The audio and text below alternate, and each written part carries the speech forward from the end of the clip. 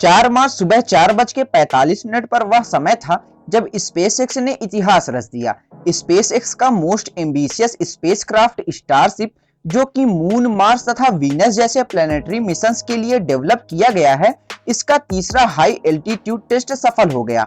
हालांकि स्टारशिप की soft landing के 8 मिनट बाद ही यह फट गया, पर अगर स्पेसएक्स के principal integration engineer John Insprucker की माने तो स्पेसएक्स स्टारशिप S10 का यह फ्लाइट टेस्ट सक्सेसफुल रहा, क्योंकि इस बार की टेस्टिंग में स्टारशिप की सॉफ्ट लैंडिंग भी सक्सेसफुल हुई, जो कि स्पेसएक्स का मोरल डेफिनेटली बूस्ट करेगा।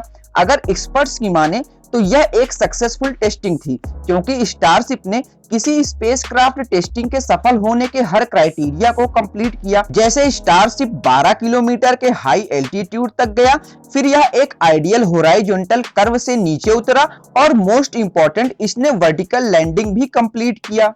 एक्चुअली में स्टारशिप को स्पेसएक्स ने इलॉन मस्क के मार्स कोलोनाइजेशन के ड्रीम को कंप्लीट करने तथा स्पेस ट्रेवल की कॉस्ट को ऑल टाइम लोएस्ट करने के लिए किया है। सो स्टारशिप बेसिकली दो कंपोनेंट से मिलकर बना है। पहला 50 मीटर टॉल स्टारशिप, जो कि अपर स्टेज है, और यह पार्ट स्पेस मिशंस में ह्यूमंस तथा पेलोट्स को टारगेटेड प्लैनेटरी लोकेशंस पर डिलीवर करेगा।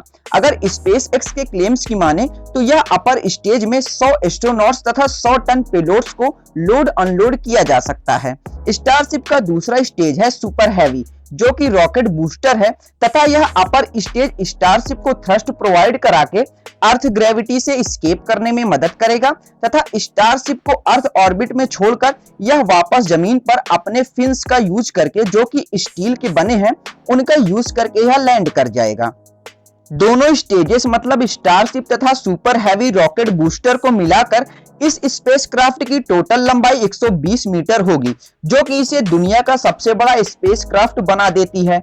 स्पेसएक्स ने खुद के द्वारा डिकेड्स की मेहनत के बाद तैयार किए गए रैप्चर टेक्नोलॉजी के इंजन्स का प्रयोग इस स्टारशिप में करेगी। रैप्चर टेक्नोलॉजी के इंजन ट्रेडिशनल इंजन से डिफरेंट हैं, क्योंकि इसमें फ्यूल कंबस्टन कई सारे स्टेजेस में होता है तथा कंबस्टन में यह फ्यूल को वेस्ट नहीं करता है। सो स्पेसएक्स के रैप्चर इंजन में क्रायोजेनिक मीथेनॉक्स का यूज होता है, जो कि मीथेन तथा ऑक्सीजन से बना होता है, जहां पर CH4 बर्न होता है तथा O2 एज ऑक्सीडाइजर यूज किया जाता है। नाउ स्पेसएक्स 30 रैप्चर इंजन्स को अपने रॉकेट सुपर हैवी बूस्टर में तथा 6 इंजन्स स्टारशिप में यूज करेगा।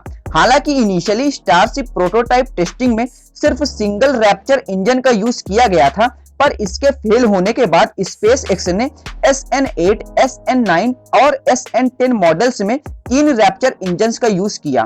इसके साथ SN8 तथा SN9 मॉडल्स की फेलियर के बाद स्पेसएक्स ने सबक लिया और उसने इस बार SN10 में 2 फॉरवर्ड और रियर फ्लैप्स का भी यूज किया, जो कि स्टारशिप के एरोडायनेमिक मोशन तथा प्रेशर को कंट्रोल करने में हेल्पफुल रहे। इन सभी कारणों से स्टारशिप SN10 प्रोटोटाइप की टेस्टिंग सफल रही और इस सफलता के बाद आने वाले वीक्स और मंथ्स में स्पेसएक्स कई सारे कॉम्प्लेक्स प्रोटोटाइप इसी तरह से स्टारशिप के टेस्ट करेगा।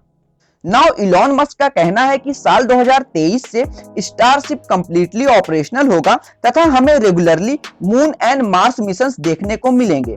चूंकि यह डेडलाइन इसलिए भी आवश्यक है क्योंकि इलॉन मस्क साल 2024 तक अपना पहला अनक्रूड मिशन मार्स भेजना चाहते हैं। इसके साथ साल 2024 में नासा के लूनर मिशन आर्टेमिस के तहत मस्क स्टारशिप का यूज करके हैवी प्रॉफिट अर्न करना चाहते हैं। सो कैसा लगा आपको यह वीडियो, कमेंट बॉक्स में कमेंट करके जरूर बताइए। और हाँ, अगर आपको मेरा काम और रिसर्च पसंद आता है तो चैनल को सब्सक्राइब करके बेल आइकन को जरूर दबाइए। और अगले वीडियो तक जय हिंद।